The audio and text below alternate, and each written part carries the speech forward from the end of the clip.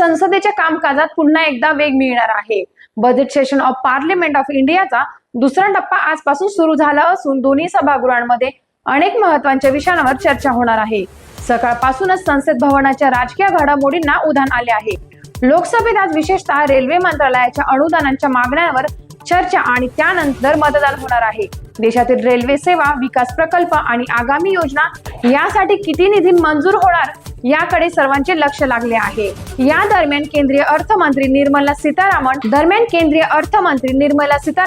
लोकसभेत विनिमय विधेयक 2026 सादर करणार आहेत। या विधेयकाद्वारे सरकारला विविध योजनांसाठी निधी खर्च करण्याची अधिकृत परवानगी मिळेल।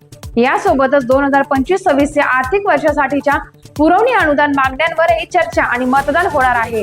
तर लोकसभेत ग्राम विकास मंत्रालयाच्या कामकाजावर सुरू असलेली चर्चा आजही पुढे चालू राहणार आहे। म्हणजेच आजचा दिवस संसदेत आर्थिक आणि विकासाशी संबंधित महत्त्वाच्या निर्णयांसाठी निर्णायक ठरणार आहे।